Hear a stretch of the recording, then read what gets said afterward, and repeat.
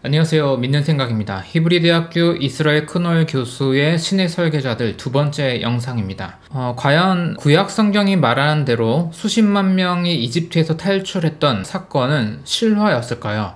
역사적 근거가 있을까요? 고고학적 증거가 발굴되었을까요? 라는 질문에 이스라엘 크노엘 교수가 어떻게 답변하고 있는지 소개해 드리려고 하는데요. 결론부터 말씀드리면 이 책의 36쪽에 보면 기원전 1208년경에 이집트에서 탈출한 일이 있었을 것 같은데 그것은 성경이 말하는 대로 남자만 60만 명에 이르는 그런 대규모 이동이 아니고 몇백 명에 이르는 작은 집단이지 않을까라는 가설을 남깁니다. 자, 어떤 집단이 이집트에서 탈출해서 광야에서 이렇게 유랑한 고고학적 흔적들이 있느냐 하면 자, 고고학적 흔적들은 이제 없다. 그리고 소규모 이탈 사건이기 때문에 이집트 내부적으로 중대한 사건이 아니었으므로 자, 문헌 기록도 없다. 자, 이집트 문헌 기록도 없다라는 거죠. 그러면 이제 이런 논리가 성경의 정통과 부합될 수 있을까? 자, 출애굽 사건에 관해서 보면 이제 성경을 문자 그대로 보면 이제 60만 명에 이르는 거대한 집단, 그러니까 남자만 60만 명이니까 남녀 하면 120만 명의 아이들 하면 더 100만 명 이상이 되는 거죠. 그리고 시간도 문자적으로 보면 40년. 자, 그런데 문제는 현재의 이제 시내 광야에서 진행된 고고학 발굴 작업에서는 이 거대한 진영의 유목 생활을 증명해 줄 수 있는 어떤 증거도 발견되지 않았다. 자, 객관적 어떤 팩트로 보면 그런 일은 없었다라는 것입니다.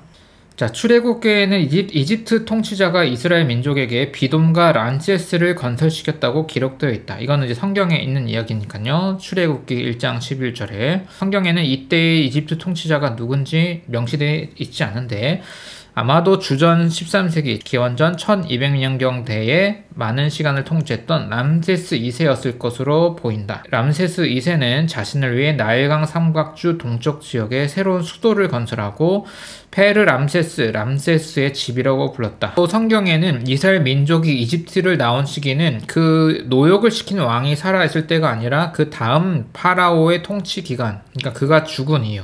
만약에 우리가 람세스 2세라고 추정하면 람세스 2세 이후로 보는 거죠. 여러 해 후에 애굽 왕은 죽었고 그래서 이런 디테일들이 있는 특별히 중요해 보이지 않지만 이런 구절들이 있는 게 오히려 여기에는 뭔가 역사적인 진실성, 그러니까 조금 근거 있는 무언가가 있지 않을까라고 추론을 해보는 거예요. 이런 걸 가지고.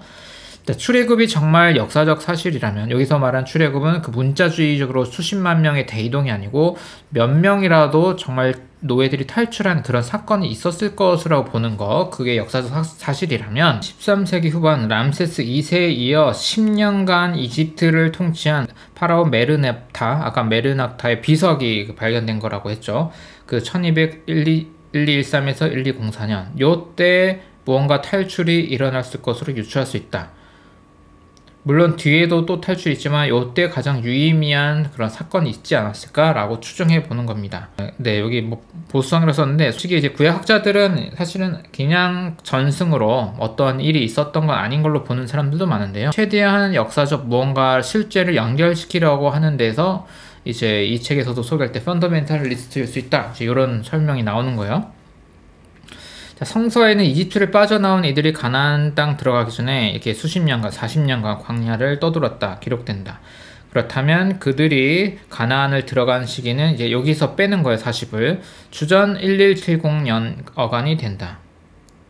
그런데 우리가 메르나타 기념 비석에서 살펴봤지만 이미 요 시간이 되기 전에 이미 초기 이스라엘인들이 가나안 땅에 정착하고 있었다.